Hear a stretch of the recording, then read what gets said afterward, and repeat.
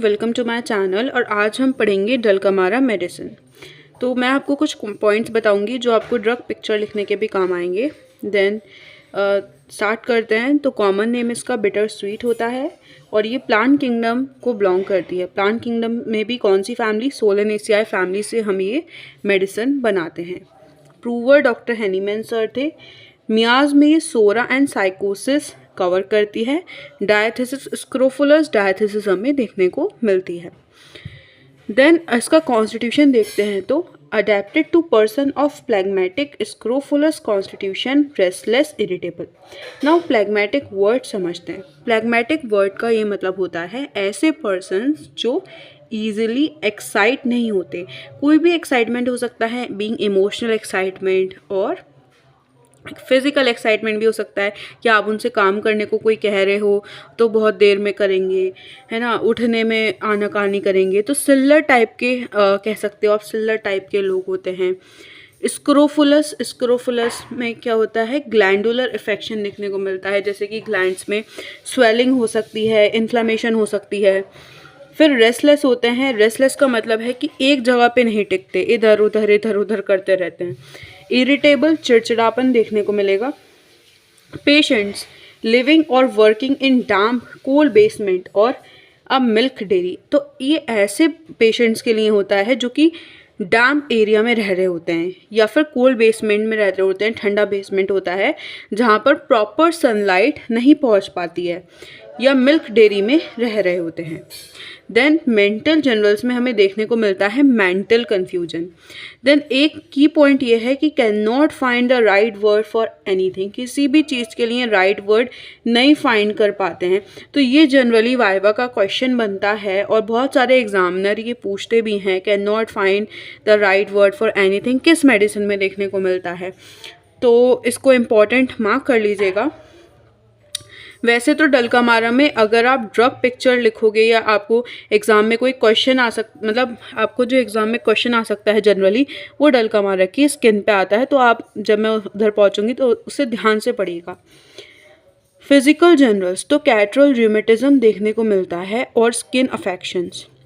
सी कैटरा का क्या मतलब होता है कि एक्सेसिव म्यूकस आ रहा है। मे बी जो म्यूकस मेम्ब्रेन है उसमें इन्फ्लेमेशन हो गया हो, जिसके कारण क्या एक्सेसिव म्यूकस आता है म्यूकस मेम्ब्रेन से। सी कोराइजा में जो म्यूकस आता है वो नेज़ल म्यूकस मेम्ब्रेन की वजह से आता है, जबकि कैटरा में आपका कोई भी आपका म्यूकस मेम्ब्रेन हो सकता है, पेट का हो सकता है ना। और तो यहाँ पर हमें कैटरल रूमेटिज्म देखने को मिलता है या और स्किन अफेक्शन देखने को मिलते हैं, जो कि जनरली एक्सपोजर टू कोल्ड से की वजह से हुए होते हैं और उनसे ही एग्रावेट हो जाते हैं, या तो उनसे बढ़ जाएंगे, जैसे ठंड का मौसम आ गया, डैम्प वेदर आ गया, रेनी वेदर आ गया, या हॉट वेदर में चेंजेस आ गए, तो या तो उसके कारण बढ़ जाएंगे या उनकी कॉज ही यही होगी, कोल्ड वेदर, डैम्प वेदर, या इनके कारण ही हुए होंगे। Then increase secretion of mucus membrane की जो सिक्रीशन है उसमें मतलब बड़ी हुई सिक्रीशन रहती है, बहुत सिक्रीशन निकलती है, एक्सेसिव म्यूकस निकलता है। Perspiration being suppressed from cold. ऐसे सोचिए कि कोई पर्सन है बाहर गर्मी धूप में से आया, फिर आके एसी में बैठ गया, जिसके कारण उसका पसीना सप्रेस हो गया। तो पर्सपिरेशन, पसीना अगर सप्रेस हो रहा है कोल्ड के कारण, तो आप डलकमारा प्रेफर कर सकते हो। देन एनासार्का क्या होता है?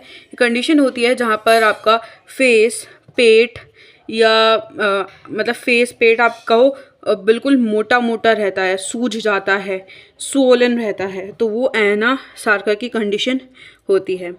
तो ये आपको कब मिल सकती है? जैसे कि अगर एनासार्का की कंडीशन हुई हो एग के बाद, एग इस मलेरियल फीवर के बाद हुई हो, जिसमें कि फीवर शिवरिंग के साथ, कपकपी के साथ आता है।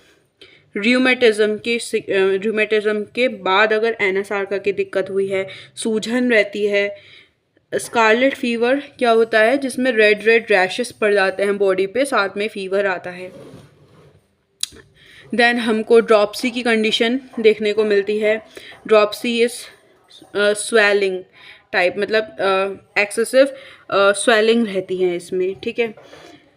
तो आफ्टर सप्रेस स्वेट, अगर स्वेट सप्रेस्ड होने के बाद ड्रॉप्सी की कंडीशन आई है, सप्रेस्ड इरप्शंस के बाद अगर ये कंडीशन आई है, या फिर कोल्ड के एक्सपोजर के बाद ही कंडीशन आई है, तो आप इसको डलकामारा को प्रेफर कर सकते हो।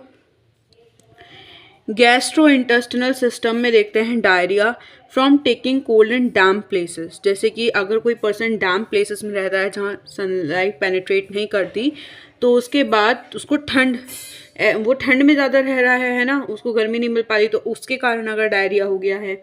और ड्यूरिंग डैम्प फॉगी वेदर में हो गया है। Change from warm to cold weather, मतलब गर्मी सर्दी से, पहले गर्मी लगी फिर सर्दी लगी, उस गर्मी सर्दी से अगर हो गया है डायरिया तो उसमें दे सकते हैं। देन यूरिनरी सिस्टम, कैटरल आइशूरिया इन ग्रोन अप चिल्ड्रन। आइशूरिया का मतलब होता है कि यूरिन या तो स्टॉप हो गया है यूरिन का फ्लो, या फिर रिड्यूस हो गया है बहुत ज़्यादा, और उस कैटरल इशूरिया यहाँ पे दे रखा है, मतलब म्यूकस बहुत ज़्यादा आ रहा है, यूरिन के साथ साथ एक्सेसिव म्यूकस पास हो रहा है, या कह सकते हो मिल्की यूरिन, या फिर अगर मिल्की यूरिन की कंडीशन हमें देखने को मिलती है from wedding with bare feet in cold water, मतलब कोल्ड वाटर, जैसे कोल्ड वाटर में नंगे पाँव चलने की वजह से अगर ये कंप्लेंट आई है तो उसमें हम डलकामारा दे सकते हैं। इनवॉलेंट्री, मतलब ये होता है कि कभी कभी इस पर्सन को इनवॉलेंट्री, मतलब कभी कभी नहीं, इस पर्सन को क्या इनवॉलेंट्री यूरिन पास करने की दिक्कत हो गई है, तो उसमें हम डलकामारा दे सकते हैं। स्किन इज़ डेलिकेट रहती है, कोल्ड के लिए सेंसिटिव है। लियाबल टू इरप्शन, मतलब बहुत जल्दी कोई भी इरप्शंस हो जाते हैं, फॉर एग्जांपल कि रेड वो पैचेस पड़ गए रेड है ना, तो इस तरीके से पर्सन को टेंडेंसी है कि वो उसको इरप्शन होने की टेंडेंसी है। सेंसिटिव है कोल्ड के लिए। अर्टिकेरिया की टेंडेंसी है, मतलब पित्ती उछलना जिसे कहते हैं, और उसका हिंदी में, इसका अर्टिकेरिया का हिंदी वर्ड भी पूछ लेते हैं कई बार वाइवा में, तो याद रखिए पित्ती उछलना is the Hindi word for urticaria. Every time patient takes cold और is long expose to cold, तो कभी जब भी पर्सन को क्या ठंड लग जाती है या बहुत टाइम तक ठंड में रह रहा है, उसके बाद अगर स्किन के एलिमेंट्स हो रहे हैं तो हम डलकामारा दे सकते हैं। रैश बिफोर मेंसेस, तो मेंसेस से पहले क्या पर्सन को रैश हो जाते हैं, है ना। Urticaria over whole body, no fever, तो क्या है कि पूरी बॉडी पे अगर अर्टिकेरिया हो गया है, कोई भी फीवर नहीं आ रहा, बट इचिंग बहुत हो रही है ना, खुजली हो रही है, और जैसे खुजा रहे हैं फिर बर्न कर रहा है, और मतलब जैसे स्क्रैच ईचिंग हुई है ना, खुजली करी, फिर उससे इतना ज़ोर से खुजली हो रही है कि उसको पूरा स्क्रैच कर लिया, जिसके कारण बर्न्स आ गए हैं। Thick brown yellow crust on scalp, अगर थिक ब्राउन येलो कलर की स्कैल्प पे क्रस्ट आ गई है, फेस पर हो सकती है, फोरहेड पर हो सकती है, टेम्पल्स पर हो सकती है, जो सर के पीछे का और नीचे का एरिया जो होता है, पीछे है बट नीचे की तरफ है, दैट इज टेम्पल्स का area. Then chin with reddish border, और क्रस्ट के आसपास मतलब अराउंड क्या है, रेडिश बॉर्डर्स हैं। ब्लीडिंग व्हेन स्क्रैच, तो जैसे ही उसको स्क्रैच करेगा वैसे ही क्या होगा, उसमें से खून निकलने लगेगा, तो वो कंडीशन होती है स्किन की डलकामारा की। वार्ट्स फ्लैशी लार्ज स्मूथ, तो इसके मस्से वार्ट्स मतलब मस्से बन जाते हैं, फ्लैशी लार्ज होते हैं, स्मूथ होते हैं, तो फेस पर आ गए, बैक ऑफ हैंड्स पर आ गए, back of hands is this, then fingers पर आ गए, तो उस केस में हम ये डलकामारा को प्रेफर कर सकते हैं।